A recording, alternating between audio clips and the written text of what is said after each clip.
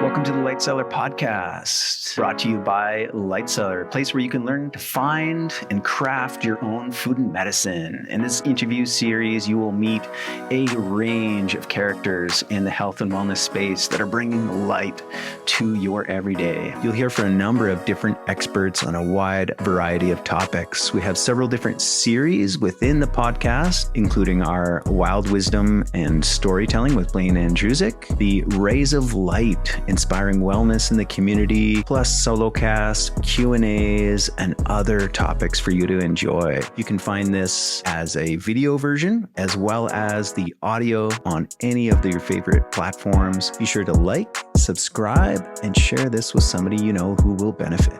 You can also shop online at lightcellar.ca. All right, we're back. We're live. Welcome, everybody. We've got another round of Wild Wisdom and Storytelling with Blaine Andrusek.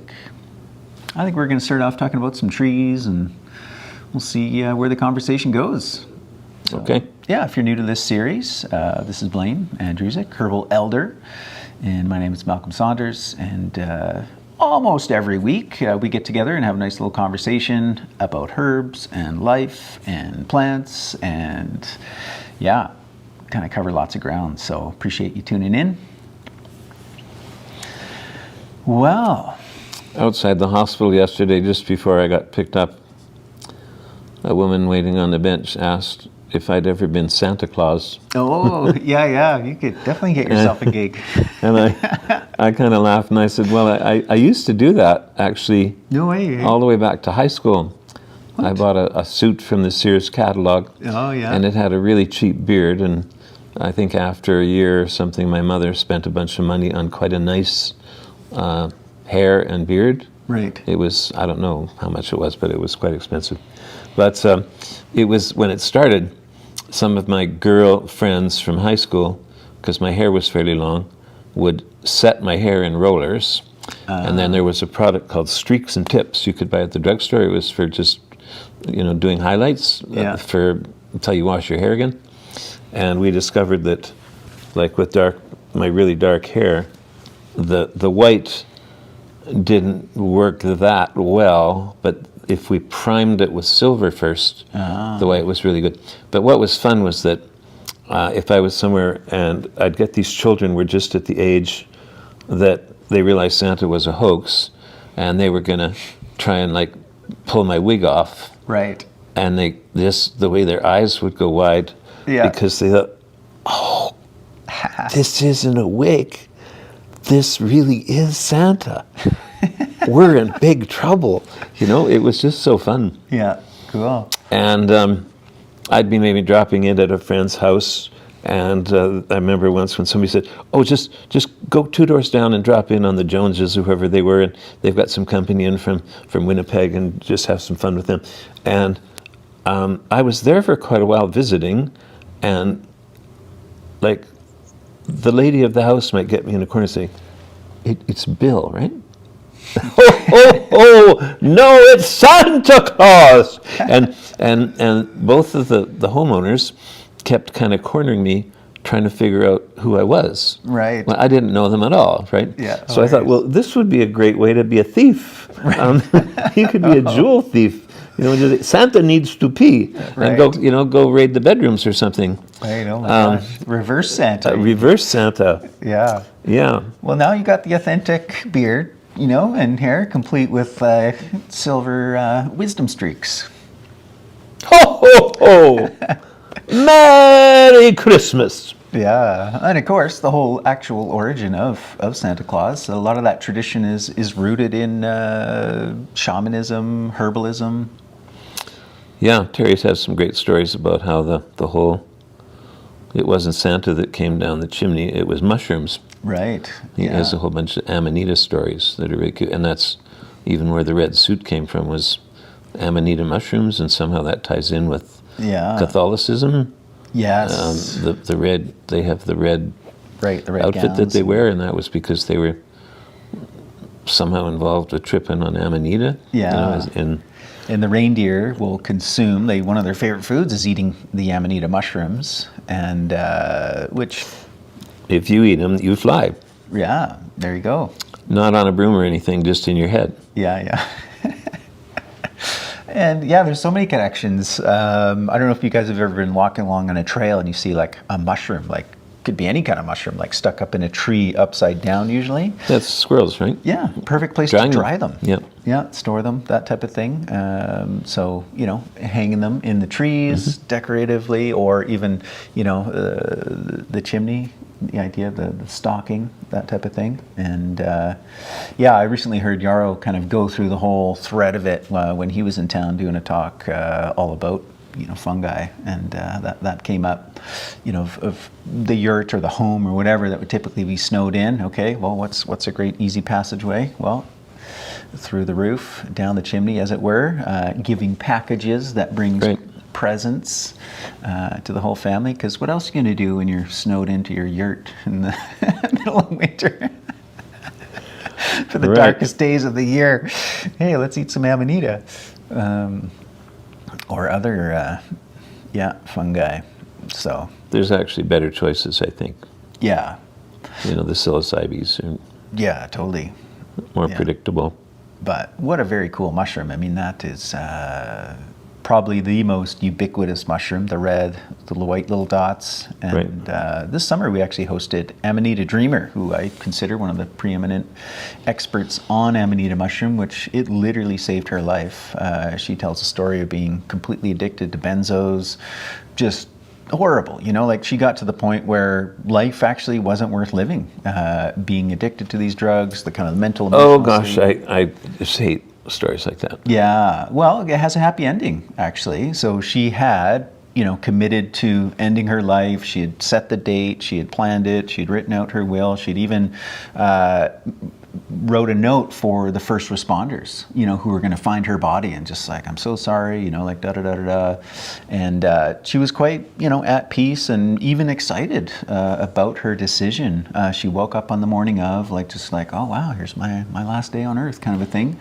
And she tells it way better. It's her story. But, she had this moment where she was like lured outside. Yep. She just kind of heard this voice of like, hey, come explore the world. You're about to leave. So she just kind of took this walk through the forest. And lo and behold, she sees this mushroom she's never seen before. And it spoke to her, just like she was drawn in. And she didn't know anything about it. And of course, the first thing that you get on the internet is like, poisonous, toxic, this will kill you, da-da-da-da-da. And she's like, well, I'm going to die anyways, so might as well give him a whirl kind of thing. And long story short, like it saved her life. Like she was, from the first experience with it, she no longer was addicted. She never had another benzo again. And it was like, after trying to like get off them, 10 different ways, all it took was just one little journey with the Amanita. And only saved her life, but completely turned it around. And she's now 100% dedicated to this mushroom, in communication, in deep relationship with it, educating people about, what it is, its power, its potential on all levels. Because, you just do a little search. It's like, this is toxic, this is da-da-da-da-da. And, she eats it, she smokes it, she does all, makes tea, drinks it, like... Yeah, she has a very different perspective than most people, and it comes from experience. And so she's written a book on it as well. So, super neat lady to meet and have a conversation with. Something about the way that you said super there. I don't know why this is wasting our time, but a story about Gandhi. Yeah. And how he insisted on being barefoot all the time, as I used to, so he had heavy calluses, and whatnot. And he would do these hunger strikes and things where horrible hygiene, so he was foul breath and anyway, I'm forgetting part of the story, but he ended up becoming, I guess, a little bit neurotic about some of his work. So he ended up becoming a supercalifragile mystic hexed with halitosis. Nice one. I haven't thought of that for at least 20 years. There we go. The stories that come up between you and I. Yeah. It's hilarious. Yeah. Anyway, hope you enjoyed that. Yeah. It's got nothing to do with, we're supposed to be talking about herbs, right? Yeah. Well, that's an inspiring person. Let's take the barefoot thread, because you practice that. I mean, here we are. We're in middle of December, and you're wearing shorts, and I think that says two things. Partly about the weather this time of year, and how it's all unfolding. It's been unusually warm, but it also says a whole lot more about you, that you are committed to wearing shorts in December. You could certainly have pants on, but yeah. What I'm missing is, and it's one of many things that disappeared when I was in the hospital, was I had twice from Cabela's, for people that know them. It's something like hunting, fishing, clothing store. Yeah. And we used to always just catalog by them, but we have an actual store in Calgary now. And I've bought a lot of clothes, probably the shirt I'm wearing, things like that and I used to often get my sandals there. Right. Because they had one for big feet, and then a lot of the stores in town don't. But why did I bring them up? Oh, so they make these, if you fold them over, well, they're knee-high wool socks. Right. That are really meant for the fly fishermen that wear those waders and go stand in the streams. Right, okay, yeah. And so they didn't have them in the store, but they had them online. Yeah. And I had bought a few pairs of them. And every time I went out, like it could be 20 below, and I'm going to do a Costco run or something, and rather than bother to put pants on, I would just make sure I had those like knee-high wool socks. Right. And every time I was out of the house when it was cold, like I'd be somewhere, and women would just stop. Where did you get those? I need those. And I don't have them anymore. They disappeared in the hospital. Actually, I'm going to be there tomorrow. Right. With Katie, and that's something I'm going to look for. Right. But they never had them in the store before. Anyway, we'll see. Yeah. Anyway, they're just, so you can be out in shorts, and you really only have about 6 inches of leg exposed. Right. And a lot of people, I know in the dog park, there'd be a lot of people passing through, and somebody would, what are you doing wearing shorts today? And I would just look at this lady walking to work in a skirt. Right. Yeah, so that's okay, and I'm wearing, what's the difference? She doesn't have thermal pantyhose on or something, Yeah. So it's okay for the girls. Just move that down away from the beard, just in case any scratchy noises were coming through on the mic. But so what is it about barefoot for you? Like talk about Gandhi, always barefoot. It seems a lot of the sages and the mystics, prefer to be barefoot, and at most would maybe wear sandals. In past episodes we've talked about kind of your journey and history. Taking off to the woods, living off the land. Is that where it started? Is that where the barefoot thing came from? Maybe before I even realized it. Yeah. Being barefoot keeps you grounded. Right. And a lot of people are hip to that now. Yeah, there's all kinds of science, proving that. Yeah, and I don't know, just growing up always at the lake in summers and stuff, I just ended up being barefoot a lot. I never thought about that before. But I would end up with calluses, about a centimeter thick, especially on the outside of my big toe and the heels. Right.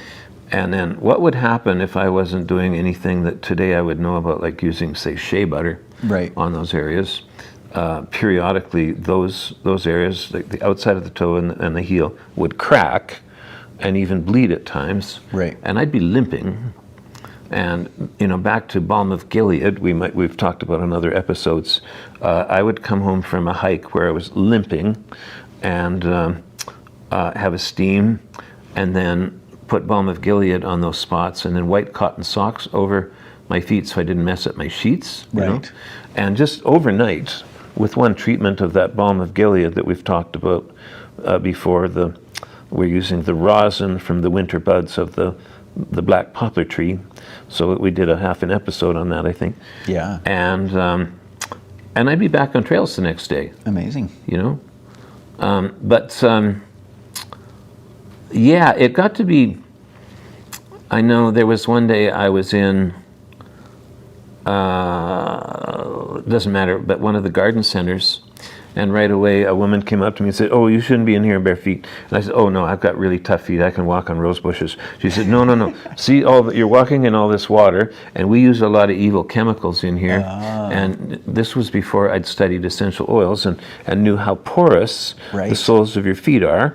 And like you can rub your feet in garlic and have garlic on your breath in a matter of minutes, right? Yeah, yeah. And so I just didn't realize how many toxins I was hitting my liver with from entering a place like that. So I always kept under the driver's seat of my vehicle a pair of sandals. Yeah. Like another one was trying to go to, I think it was a restaurant one night, and they said, no, you can't come in here with bare feet. And I just went back to the car and got my sandals on, right? Or it was somewhere else, and I was saying, no, my feet are tough. I can walk on broken glass. And they said, well, then you just don't shop here, right? Because there's rules. Yeah. So.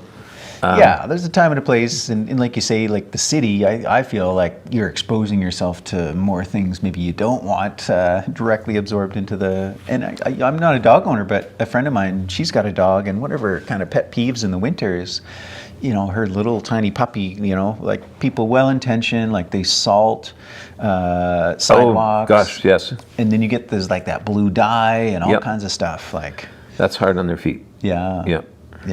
So sometimes, and it's going to make their feet colder, actually, because now they're wet. Right. Yeah. So love the barefoot, approach. But yeah, for me, I try and keep it to out of the city in that regard. But yeah, did you ever prep your feet at all, like transitioning? Because I've read that things like Uva Ursi, the bearberry, the leaves. Absolutely, and I used to do that with my hands once in a while. Oh, okay. So now we're talking about bearberry or Uva Ursi, and we mostly know it as a diuretic. If you walk from here to Whistler, you're never going to be out of sight of it. It's a very, very, very common low shrub with red mealy berries. You could eat them, but they're not nice to eat. They're full of seeds and rather dry. Yeah. And they're often mixed with the little Vaccinium vitis idaeus, which is the dwarf cranberry. Right. And people that didn't know better, I remember sadly, I was in the campground and this woman had picked a whole bunch of, without realizing there was 2 plants going. Right. And one of her neighbor campers said, "Oh no, these are poisonous." And this lady had just dumped a whole bucket, just threw them out in the forest. And I said, no, you had a mix there. The cranberries are really good, and those other ones aren't poisonous. They're just not tasty. Yeah. So she was sad and probably crawling around in the woods trying to pick all the berries up again. But yes, so Uva Ursi, bearberry, is so high in tannins that if you're doing, for example, all you've been doing is office work, but you're going to do a fly-in whitewater kayak trip or something like that, and rather than wear gloves or end up with calluses or blisters, on your hands, and then you can't hold your paddle right anymore. For even a week before the trip, just fill a bucket, go out to the woods and get some bearberry and cook it up coarsely so that you got this tea-colored stuff. And just as often as you think of it, you're watching a movie, if you're doing your feet, just soak your feet for a while and let them dry. And you can actually tan your own hide. Because it toughens them up. Yeah, thanks for bringing that up. Because I used to do that for my hands. Cool. There was one year that a friend got together a group of buddies because it was he got a lease for an island, and he had the lumber flown in and arranged a 10-day trip with a bunch of buddies to come up and build a cabin. Right. And for being one of those people, you always had rights to use the cabin. Right. To go in fishing for a fly-in trip, and or in the winter by skidoo, so you could ice fish there. And so at the time, my hands were like just anybody that just does paperwork kind of thing. And I did that so that I didn't have to wear gloves or get blisters. Right, cool. Working with a hammer all day. Amazing. Yeah. Yeah. And I think the berries, I mean, this is one of, that lady who had the bucket, they can be, mistakenly taken, for cranberry because they're so close together. It's quite distinct, especially if you eat one, right? Like the taste, it's not the texture, juicy or anything, yeah. everything. But I believe one of the reasons it has the name bearberry is the bears love them. They'll eat them. And Grouse too. Grouse too, hey? Yeah. And I think it's this berry that they'll consume a lot of in the autumn just before hibernation to help plug them up. So it's actually like constipating in that regard. Like you eat enough of them. And that's one of their benefits to the bears anyways. Okay, that's new to me. Yeah. Yeah. Cool. Well, I was thinking about this. Water. You mentioned lakes. I think I know your answer. If you were to choose one body of water, type of water, we have lakes, we have rivers, we have oceans. Which one do you feel the most affinity towards? Well, I haven't spent a lot of time at sea. Yeah. Some. Yeah. I've even gone. People thought I was an idiot, but I've gone fishing 10-day trips off the west coast of Vancouver Island, and people just thought I was an idiot. But I said, look, there's big lakes back home that come up faster. Right. Tides are another issue, though. Right. And I mean, you can be out paddling your brains out and going backwards because there's an incoming tide, that sort of thing. So it took me a while to get that all figured out. But and you were in a canoe, right? Yeah. Yeah. Yeah, in a canoe. Yeah. But it still thrills me that most of the places I would go in northern Saskatchewan and then camping in the foothills, I mean, there's a lot of places where, many people didn't realize that back in the early 80s even, the entire zone from the Trans-Canada Highway to the U.S. border was pretty much written off with beaver fever. Oh, really? So you got this water coming right out of a glacier, and you never know what's in it. Right. Or beautiful mountain streams where, mostly so all of my camping in the foothills, I would happily just drink the water in mountain streams, but it's far smarter to use, and I did buy a Catadine. Right. I think that's the best of the best for water filters. Yeah. And if you were going to strange, in fact, I bought the Catadine when I first started canoeing at sea, knowing that if I came upon a stream coming down out of the woods, I needed that water. Right. But I have no idea where it came from. Yeah. And it could look and taste good, but for all you know, there's a dead elk half a kilometer upstream in the river, or something like that. So yeah, you have to be a little careful. But yeah, my rule of spring water is I got to see the source coming out of the ground, because it's like you say, I've given myself beaver fever doing that. Didn't listen to my wife. It was back in my early spring water hunting days. Well, and it's a bit of a misnomer for the poor beaver that it's called beaver fever, because the only reason it's called beaver fever is that you could have moving water in a stream in the mountains, right? That because it's moving and going through the rocks and everything would always be safe, right? But as soon as the beaver dam the river and the water is now still, you could end up with all sorts of things. Right. So that's where the connection is with the beaver. Interesting. Yeah. Still water. Yeah. Swampy, whatever. Right. But yeah, nothing better than wild water. I've drank a lot of spring water. I've only ever done wild water out of a lake one time. Where was that? Clearwater Lake, kind of mid-central BC, north of Kamloops. Absolutely gorgeous, beautiful area. Yeah, you feel like you're in the middle of nowhere. And that just makes me think about common names for plants. Right. Because how many Clearwater lakes are there in Canada, Yeah, it's true. I had some adventures on a Clearwater lake in central Saskatchewan. Oh, okay. And I mean, it got the name because you could land on it in a light plane and see fish, in the lake as you were landing. Like the water was that clear. Wow, yeah. Or like Jackfish Lake, like how many of those are in Canada, right? Probably over 100. Anyway.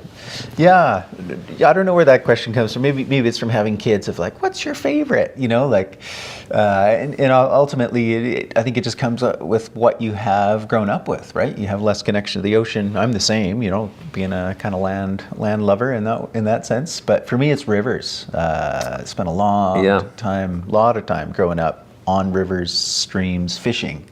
So, you know, if I were to have waterfront property, kind of my ideal would be on a river, and perhaps yours would be on a lake.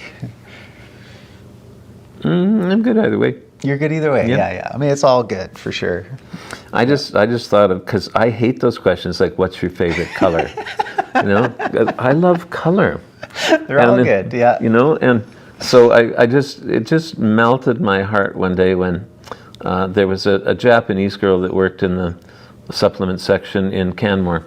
Yeah. I'm forgetting her name just now, but that question had come up with a group of friends, and I just loved it, the way she kind of smiled a little and said, rainbow.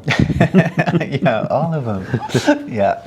You know? And I'll use that. I think if that ever comes up again, that'll be my answer now. Rainbow. Yeah. Okay, well, here's another one that could lead in. What's your favorite herb? No, but I'm sure that would be impossible to answer, wouldn't it? Well, that's come up a lot for me with essential oils. Right. And I have to answer, for what? Right. Yeah, exactly. For a fungal infection, for perfume, for a headache. I mean, they're so versatile. Yeah. How do you pick a favorite? Totally. Yeah, my response is, well, it's hard. It's like picking a favorite child, but I've actually switched that to, it's like choosing a favorite parent, because I feel like plants are more parental to us. They give care versus us caring and tending for them. I suppose there's always the garden relationship, but even in that sense, it feels more we receive. You know, like we're the child in that regard. But I was really touched the first time I heard about it, and did it a few times before my mother died, was to send my mother flowers on my birthday. Oh, yeah. Right. Isn't that sweet? Yeah, totally. I mean, what a nice sentiment. Like, she's the one that did all the work. I wouldn't be here without my mom, you know. So buy her flowers on your birthday. Right? Yeah, totally. Or bake her a cake, or take her out, or whatever, but... Yeah. Cool. All right. Okay. Well, let's chat about trees. And maybe my first question kind of leading in, maybe we can kind of really distinguish, and I even got this wrong. I just wasn't thinking when I said it, and then you corrected me in a future episode. We were talking about the conifers, and I described them as hardwoods. And you're like, wait a minute, that's not correct. No, yeah. But for some, like, without thinking about it, I just had this like, oh yeah, conifers, like they just seem more tough and hard, but you know, they're quite clearly not if I actually think about it.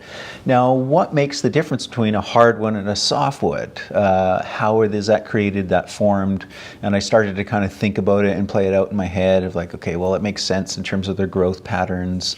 You know, typically the coniferous or the evergreens, they've got their leaves, their needles out year round. Yeah. What's that play there? From a botanical perspective, a conifer, even though we've got all these other qualities, like they're evergreen, most of them, larches aren't. Right. You know? But juniper is a conifer, which is one of those, like when I was teaching botany, I would always say, you're going to get a whole bunch of rules here, but you have to just right now grab onto this little expression, mostly so. Yeah. Because every rule is just, you know, there's always an exception. Yeah, nature is very random, and so you got this list of things. But mostly so, conifers bear cones. Right. And most of them, mostly so. Wait a minute. Is there a conifer that doesn't bear cones? You're saying like most conifers? Because wouldn't that be the definition of, you know? Or most evergreens, most... I don't know of one. Yeah. So here in Alberta, we've got a number of different I'm just trying to think here. Yeah, they'd be families first and then genuses. Right. So like pine is one, and spruce is a common one. You know, and then we have the larches. Yeah. Which there's only a few species. With larches, we got like the big tall ones that grow in BC, and then tamarack, which is more of an interior plant, but they're smaller in size. But and each one of those is in the pine family. Or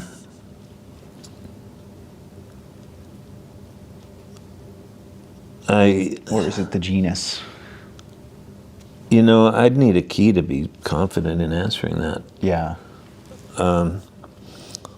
So you'll hear us use this word key when we're talking about mushrooms and things.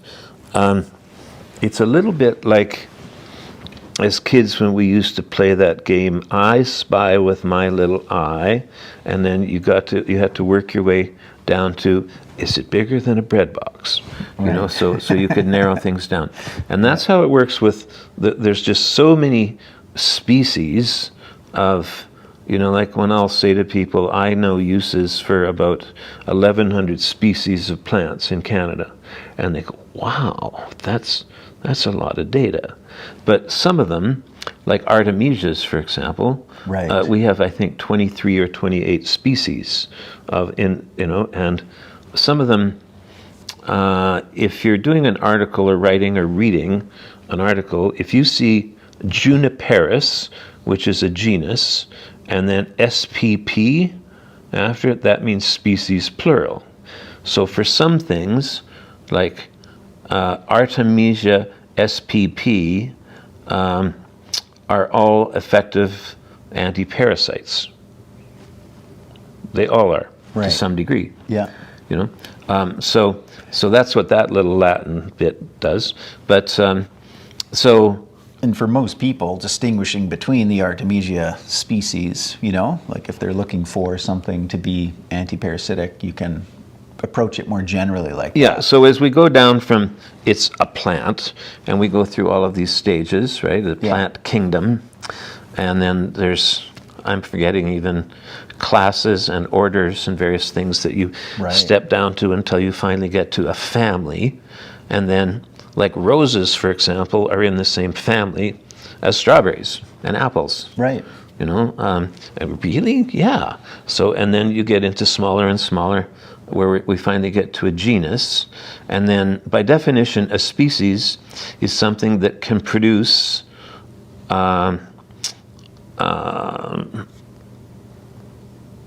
fruit or whatever, just plants identical to themselves. That's where the species definition comes in. Right. So in dog breeds, for example, dogs are all in the same family, but you can have, oh gosh, I'm sorry I took that example. So we get a family, and then you get genus. So species is where a male and a female can produce something that's identical. I guess that's the point. So a breed is a species, or no, dogs are, I don't know, let's drop the dog story. But so pine, like when you do the Latin breakdowns on plants, you can have something like, I remember one that I would bring up is the aster. You can have an aster. Right. Because it can be in the aster family, and the aster, what comes before family? Order, maybe? So it can be an asteraceae, anyway, and then you can end up with just a purple aster, right? So in the genus Aster in Alberta, we have about 25 species, and back to a species being the seeds will produce another one the same as itself. Right. Right. Let's drop that. So,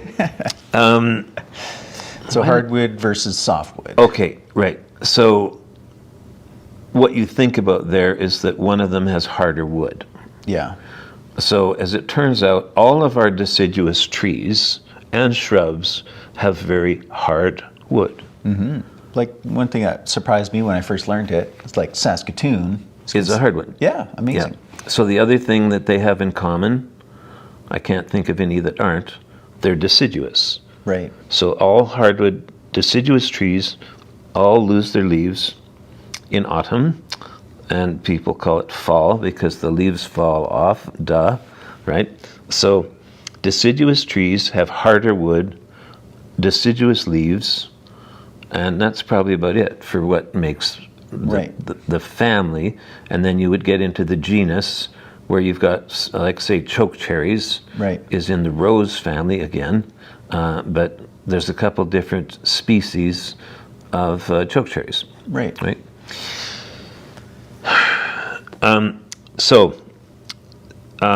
All of our conifers have typically much softer wood than any deciduous tree, but some of the pines have pretty hard wood. Most of the ones that we see around Alberta definitely have softwood, but there's a white pine, for example, that people make lumber out of to do. It's a common choice for doing.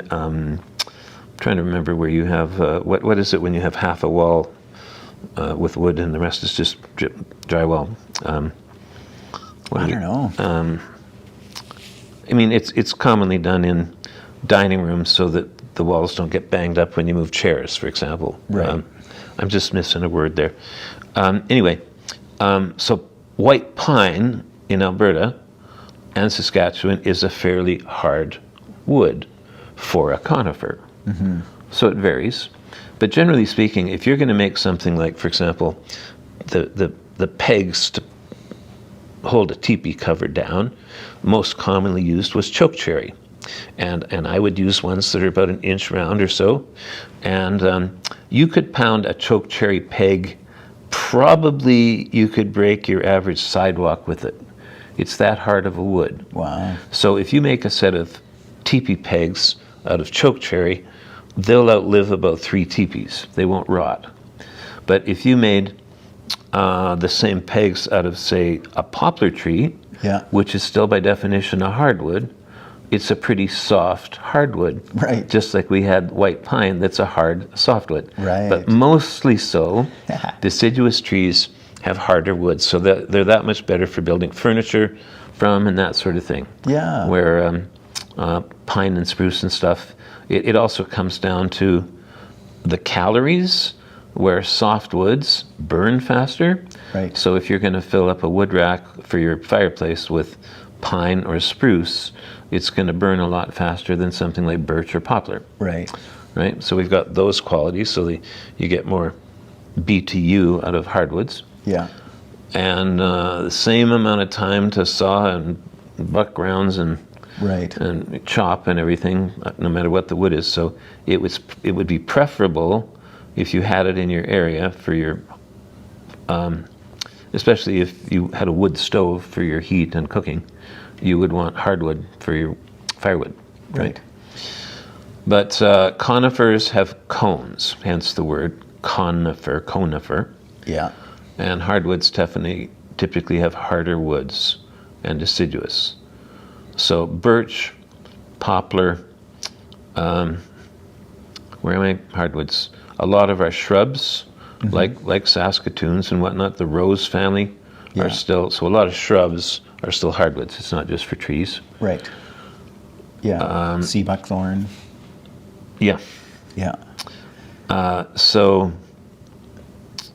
And it's to do like how it grows, like the rings are tighter, or is it more about the fiber of it? Not certain there. I know that to make because their wood is softer,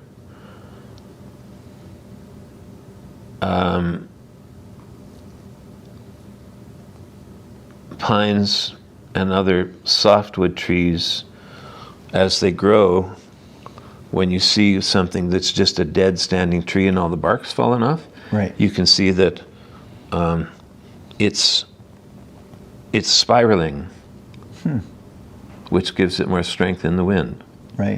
Where a deciduous, like a birch tree, that's just going to be straight up.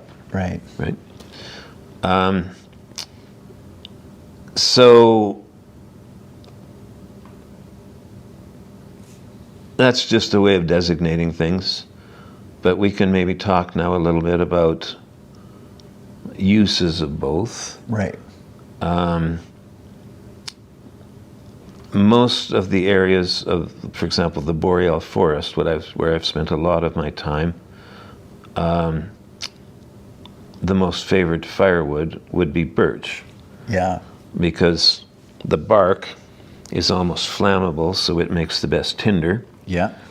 And anybody staying in a place for a while, you would make, or traveling, I suppose, you would make a very fine, even powder tinder with different things like usnia. Yeah. You know, the, what do we call it? Is it a moss? Old man beard, it's a lichen. Lichen, right. Yeah. Usnia is a good one. And some... Have you heard Robert's joke about that one? Some ground up, you could have some cedar in there. Yeah. So that you've got a powder where you can have just one little piece of ember. And that's leading us to, there's one of the conks. Right. That was, you got this mushroom. Yeah. That you can hollow out and put a sort of a cork back in it. And you could take one ember from your last fire, back before matches were common, and have it inside this mushroom.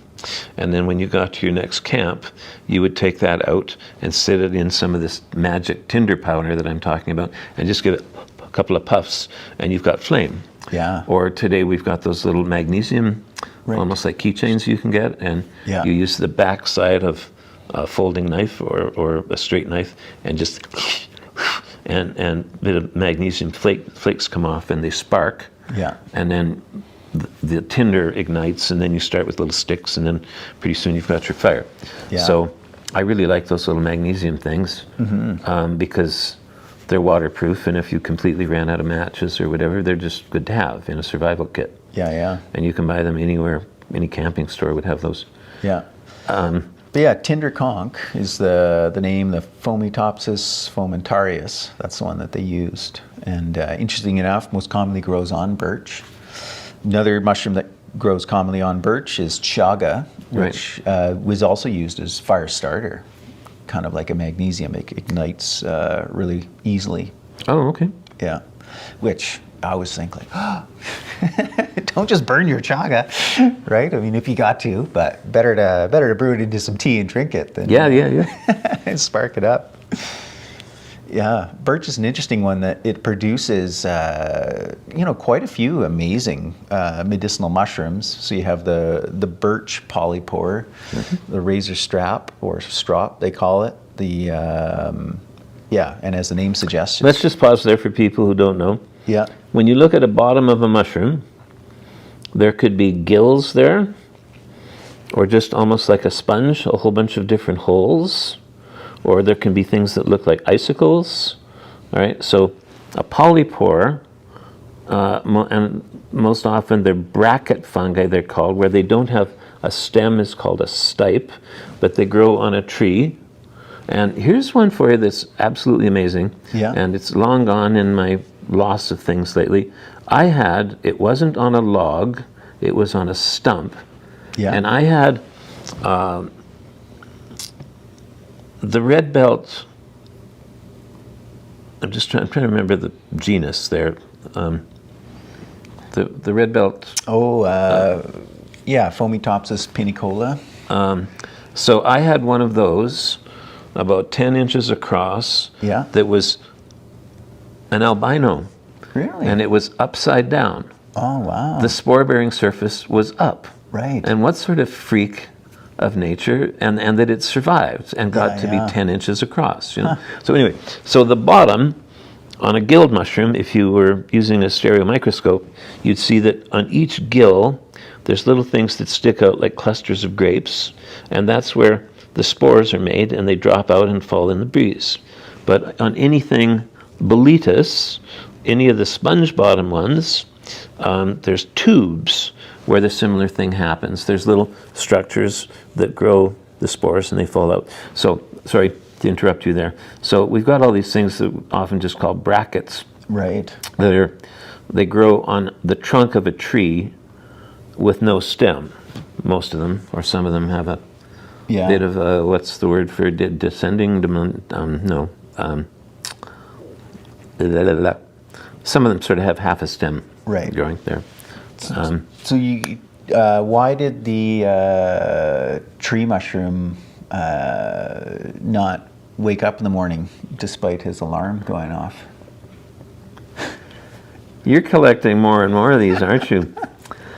The tree mushroom. Yeah, couldn't get up, slept in past his alarm. It's because he was conked out. Because they're called conks as well for you non-botanists out there. But so I've seen that phenomenon where the mushrooms always, they just prefer to have their kind of that spore pad down. I've seen it where obviously a mushroom was growing and then the tree fell over, but the mushroom kept growing and then it changed its shape. So you've got this like twist in it, almost like perpendicular, where it started growing the other way to be in its right position.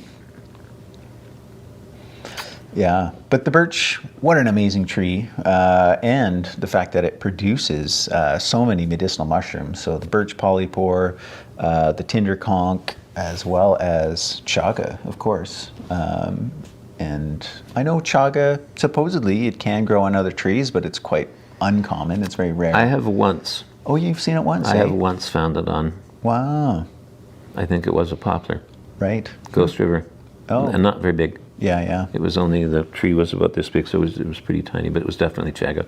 Right, cool. Yeah, people often see those big kind of like burls or something, on an aspen, and like, Right. oh, it's chaga, Yeah, and it's yeah. like, no, They're not. black and no, not And it can chaga. even look like, okay, maybe there's a little bit of orange underneath there, but yeah, not so. Those are just burls of some kind. Yeah, but aspen does have its own medicinal mushroom, the aspen conch, which Denis theorizes may be just as good as chaga medicinally. It hasn't had the the research and, Studies. Yeah, the studies, or possibly even the kind of long history of use as well. But who knows? But I mean, birch itself is quite a medicinal tree, and so these mushrooms that grow on it, I mean, the birch is its food source. So some are parasitic and they're feeding off of the birch. Others are saprophytic. So if it's dead or decaying, then it's kind of feeding off that as well. So it makes sense that some of those compounds in the birch are concentrated, therefore, in the mushroom. The betulin, the betulinic acid, as an example. And with trees big enough, like that old cabin that I lived in, for example, the roof was shingled with, there must have been some good-sized birch, like to make a birch bark canoe. Right. You have to have pretty good-sized trunks. Yeah. But for a while there, in neighborhoods where I was getting some decent-sized birch, and the whole tree was cut down or knocked down or whatever, I would take the bark and carefully peel it open and then press it between sheets of plywood with a bunch of rocks or whatever, so that the dried shingles were perfectly flat. Right. And you can peel the layers apart. And I used to use them for writing paper, just to be my cool little hippie woodsman. Yeah. I might send somebody a postcard. Right, no that way. it was just a chunk of birch bark. Oh, right? That's cool. Yeah. So on that note, here's something that was made by a Cree person. We've got this little basket, or what do we call this? Is that a basket? Sure. I guess so. Yeah. So the basket itself is made out of birch bark, which is 100% waterproof.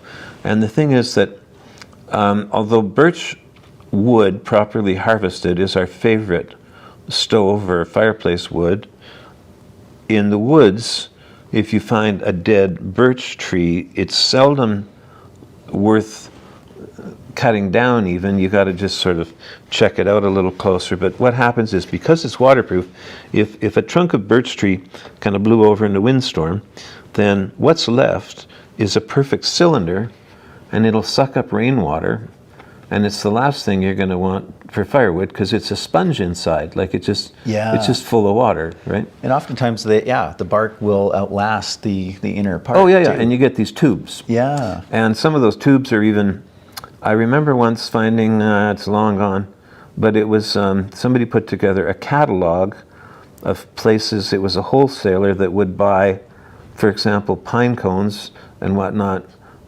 to make Christmas wreaths with. Right. And so if you had nothing better to do and wanted to collect sacks full of those particular cones, they would buy them from you. Right. And there was florists as far away as Florida that would buy those tubes. Wow. Whenever I'd be up at my brother's place at Lac L'Orange in Saskatchewan, if I had nothing better to do on a holiday, I would go to the nearby woods and I'd pick up, sometimes I'd use a hatchet to split them open, but I would collect where birch trees had, like you say, fallen over and it was all rotten inside and you could shake all the wood out of, and I'd bring a whole sack of those home just to use for fire starter in my fireplace back in Calgary. Yeah. Because you don't like, so many people use newspaper to start a fire, and newspaper will hold a lot of moisture. Right. It's actually my least favorite thing to start a fire with, but birch is darn near like using gasoline to light a fire with. Yeah. And so, yes, I would collect the dead ones and shake the tubes out. But florists in Florida would buy those to use for floral arrangements. Those dried tubes, the smaller ones. Yeah, yeah. So anyway, where'd the basket go? So the basket itself is birch bark, but what's lacing it together is black spruce roots. And then they have been dyed, the colors used to be brighter, but this would have been dyed with blueberries, and this was brighter red when it was younger from cranberries. Wow. And that's what's lacing the whole thing together.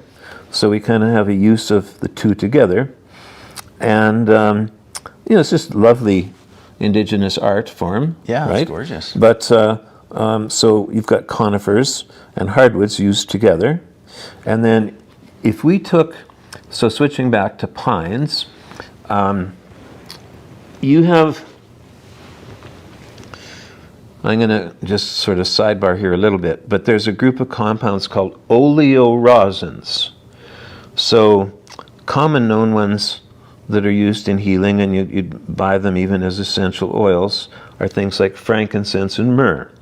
So in the desert countries where those grow, they sit there in the heat of the desert sun, and it's so harsh on them that their skin cracks, and this rosin oozes out and dries in the sun, and people collect it, and that's used as an incense, of course. And even today, when the priest is walking up the aisle to come into the church in the morning, he's swinging the censer back and forth. They use these little charcoal things that they sell in supply stores for priests, kind of thing, the charcoal things you can light with a match. Yeah. And then you throw a bunch of frankincense in, and he's swinging it back and forth as he walks up the aisle to get more smoke, to keep the fire going brighter. And you get this cloud of smoke coming off him. And that was done in the old days even as a plague remedy. Right. If a priest was walking through the woods with assistants, there'd be 4 of them surrounding him, each with censers, so he'd be in a cloud of frankincense smoke. Wow. You know, so I don't want to get on to frankincense in total, but frankincense and myrrh have a lot in common because, once again, they're cousins. They're in a group of desert shrubs. Yeah. Right. And so there's another one called elemi, but they produce these rosins. Now here in Alberta, our spruce and pine trees, especially pine, I've been out camping. There was one night I woke up, I was in my older 4-wheel drive, a GMC Jimmy that was built up for racing and everything. It was real heavy suspension, and I wasn't even out in the open. I was on a cut line, and my truck was shaking so hard it woke me up. And I had 2 roll bars above me, but if I had a helmet, I would have put it on.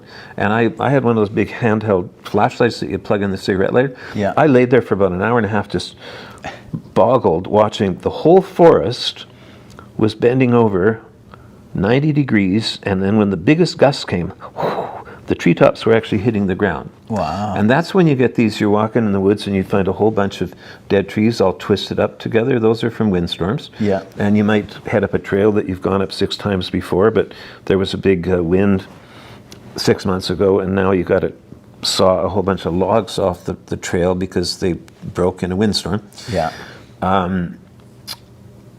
Depending on where I was going and how far away I was going to camp and whatnot, I might use that wood for firewood. But sometimes I just wanted to get it off the road, and faster than cutting it, I had a winch on my truck, and I would put a pulley on a tree way off the trail and hitch up a chain to the tree and use the winch to drag it off the road and just leave it there on the forest floor. But anyway, that's a whole other topic. So where you see trees that almost broke in a wind, the wood itself has been split, but not enough to break in the wind. Right. So just as if I cut my leg a little bit, blood will ooze out. If you don't bandage it, blood will just ooze out and drip until it forms a scab. Yeah. Right? So on these trees, in the desert in Ethiopia, it's these shrubs where it's the sun cracking the skin. So guess what? Frankincense is wonderful to use especially for aging skin. Right. It helps prevent wrinkles and stuff, just as it's used for the skin of the original shrubs, right? So it's good in skin ointments and skin creams and things. So anyway, we get places where you'll see it on trees where there's pitch. Like a lot of us have learned that you want to look at the tree before you throw your sweater up there to dry in the sun or something, because there might be pitch on the trunk, right? Yeah. So we call it pitch when it first comes out, but if I broke the leg on a wooden stool, I might get some wood glue out and put the glue in there and then clamp it, because most glues are stronger the thinner they are. Right. So you clamp it and then rub off the excess glue so that it's not as ugly, or maybe you're going to sand it, repaint it, or whatever. But you'd clamp it and rub off the excess glue. So with one of these pine trees that's almost blown over in the wind, it's oozing pitch to form a scab, and the scab is the rosin that we get the dried stuff. It's not sticky anymore. Right. Now that stuff, and sometimes you can pull up big chunks of it, that's the original hot glue gun. Yeah. Because you can warm that in. I'd rather use a leftover tuna fish can or something than a pot. Right. Because it's really hard to clean. And if you ever are working with those pitches, the best thing to clean up your fingers and the pot or whatever with is definitely rubbing alcohol. So if you're working with that stuff, like working with the oils, that's what we would clean the beakers and stuff with first. Right. Was rubbing alcohol, and the best place I found to buy was Canadian Tire. That dried rosin, if you heat it up again, it turns into a liquid, and then it very quickly dries as it cools, and that's what, all over the world, that's what indigenous people used with spears and definitely arrows to glue the feathers on. They're called fletches. Ah, yeah. And when you have a flat blade on an arrow, it'll go through into an animal and cut it. But if it's spinning, it makes a much bigger hole. Right. Right? And also things that are spinning go straighter in flight. So if you're ever making arrows from scratch for some reason on a survival trip, the fletches are glued on at a slight angle so that the arrow spins. And what they were glued on with was pitch. Cool. And I had one trip where my canoe ended up way up on some rocks in a storm and had a bunch of 5-inch cracks in the hull. It was a fiberglass canoe. And I thought, well, okay. There's pine trees all around, and just went and found, didn't have to travel far to get some pitch, and melted it in the lid off one of my little pots and glued them up. You're back in the water within an hour. Cool.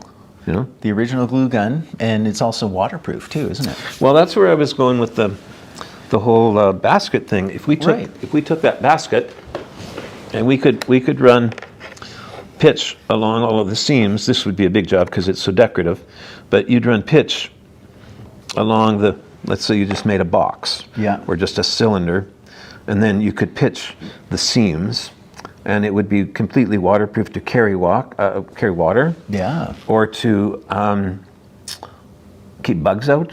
You know, this would have been dustproof for sure. It's kind of curved a bit as it aged. There's a bit of a curve to it, but what a lovely little.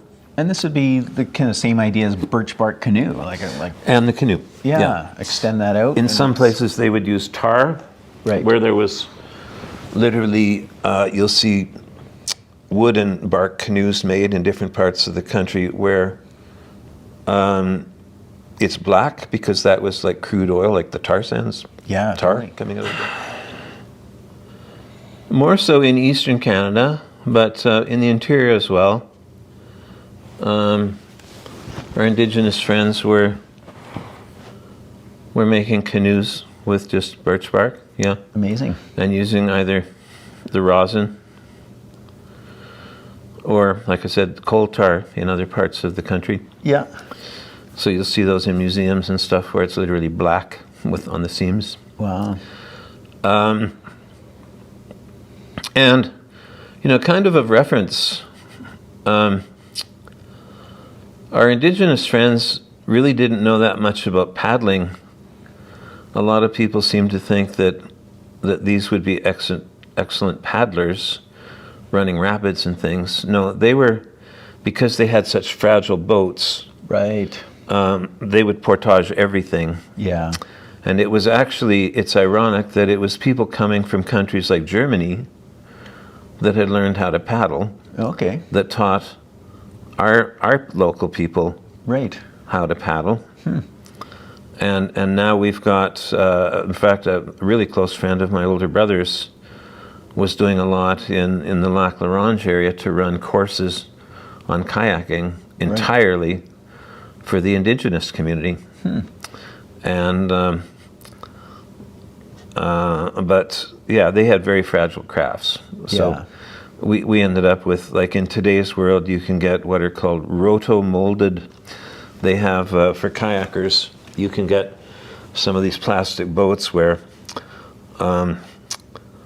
the mold is actually in two parts, and a plastic sprayer goes in and spins the plastic so that when you break the mold open, your boat is one piece of plastic. And those are the ones that you could literally, well, there's just enough slope on your neighbor's roof over there. If we dragged one up onto the roof, I could get in it and slide down that house and skip off the front porch there and bounce down those concrete steps and end up on the street without other than a few scratches.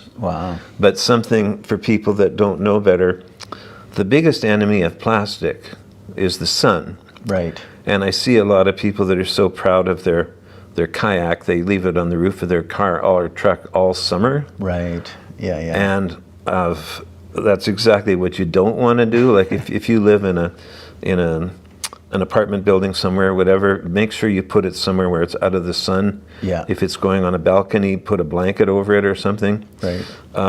So this happened once that I've seen, and other times I've heard of, but I watched it happen one day, where a group of kayakers, they were a bunch of school teachers, where it was on the Churchill River, and my wife at the time and I were having lunch, sitting there beside this rapid, and this one boat hit a rock, and the whole boat just exploded. The biggest piece left would have been about the size of a pack of cigarettes. And all of a sudden, these people holding paddles were just going down the rapid on their bums. Because they had life jackets on, they're going down with their bums and all of their gear getting swept out into the lake. You know? And I got some photographs of them, and I don't think I had to rescue anybody, but I put my canoe in the water and helped them get their gear back or whatever, and got their address and sent them some pictures later. But don't leave your plastic kayak or canoe in the sunlight. So those have their advantages. But Another kind of, I guess it's more of a, this is probably ancient, but I've seen a lot of people kind of in a modern application of using the pitch or the resin from trees is, those, have you ever seen them? The kind of like what they call like the beeswax wraps. It's essentially an alternative to, Tupperware and that type of thing.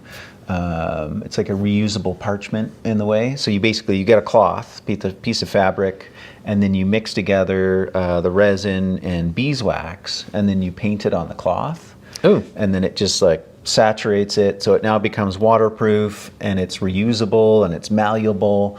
And so if you got like a glass container or a pot or something that you want to keep food in and cover it, you put one of these beeswax and resin cloths over, and you can kind of like, because they're malleable. Yeah, they're malleable. Right. You tighten it up.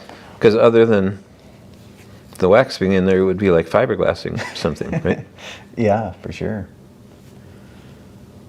So we made some one time, and the recipe's like, okay, beeswax, got that. Oh, gotta go get some resin.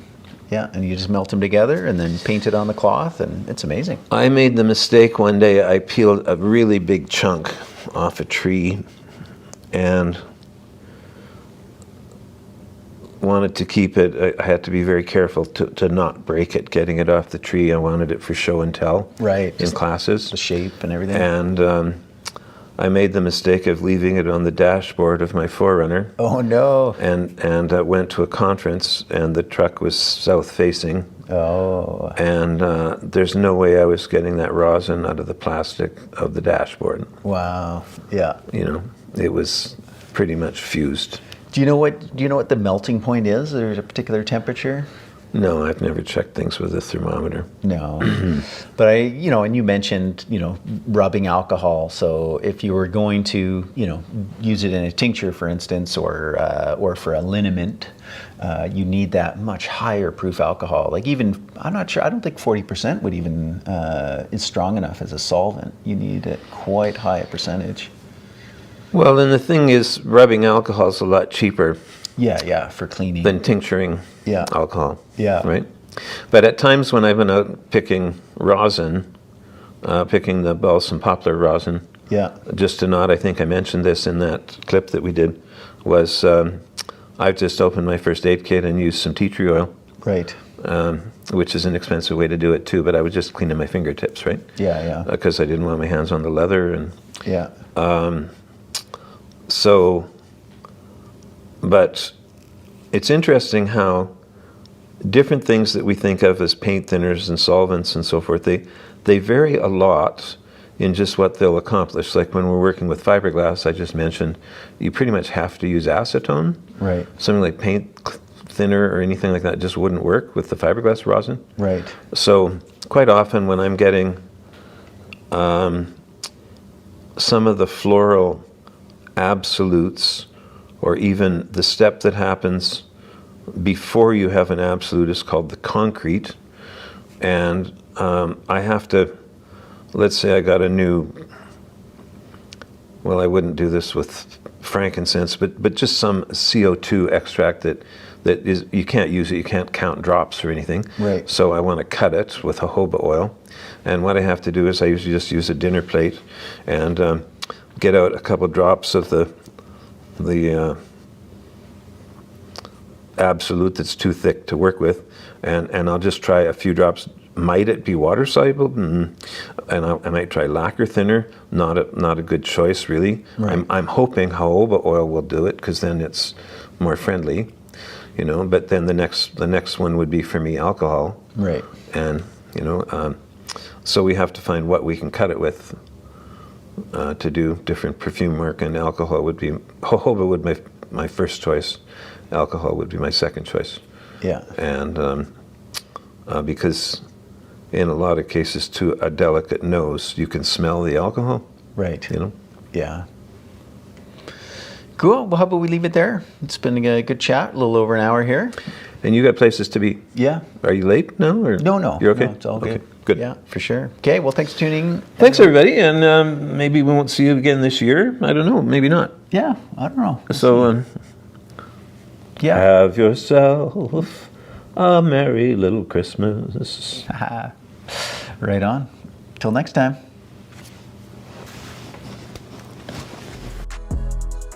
Thank you so much for tuning in. If you've enjoyed today's episode, be sure to give us a like, share this with someone you know who would benefit, and subscribe so you're up to date with all the new episodes coming out.